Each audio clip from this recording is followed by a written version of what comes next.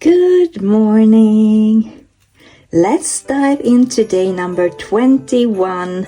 We're getting so close to Christmas and I can just feel my spirit and my mood lifting every single day and getting more and more excited. So let's see what we got today. It is the 21st, so it's this one. And it has a note. Hi lovelies. This gift might seem like something simple, but I worked on this for the last 6 months, and each of the questions I really put a lot of thought into. This I made especially for this Advent box, and I made it all of you lovelies in my mind and heart.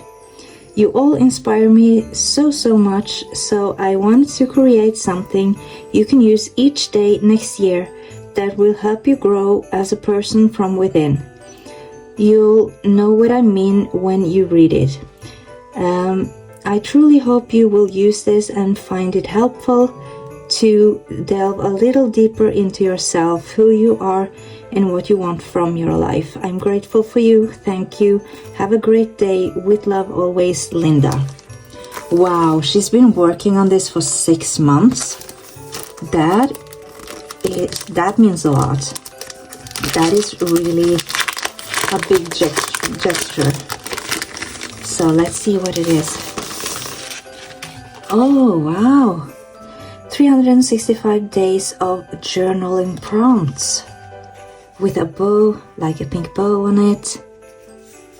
And let's see, put it down. I'm not going to read all of this, guys, but it says it's like a treasure chest. And let's see what she...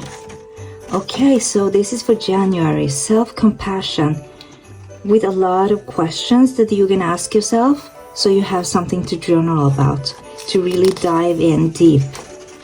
And then February goes with boundaries. March is self-care.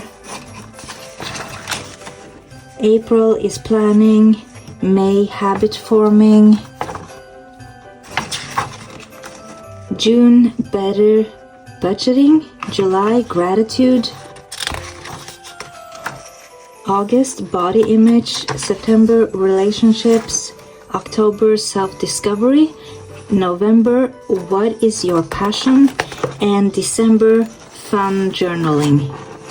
And when it comes to gratitude journaling, or actually journaling in general, language, guys, language, I'm sorry. Journaling in general. Oh my God, that was hard to say. I've never said that before.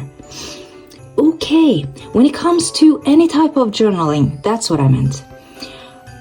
What is really, like, a lot of people, especially with gratitude journaling, they're saying like, write down 3 things you're grateful for, etc., etc. But what I have a tip for you guys, when it comes to journaling, and especially gratitude journaling, you have to pick how many ever you want to pick. It doesn't matter if it's just one. I use only one because I want to take one thing that affects me on that particular day, because it's all about feeling. It's all about the emotions, about feeling that gratitude. So just listing down things doesn't really work. So that's my tip for you guys. And if you want me to go deeper into that and how I do that, then leave a comment down below, and I can definitely make a bit of a longer video for you guys on how I properly do that. But this is amazing, and I definitely can see how she spent so much time on this, because wow, these are a lot of questions, guys. This is really thoughtful. Thank you so much, Linda. I really appreciate it, and I will definitely be using this for my 2025 calendar. So I'll see you again tomorrow.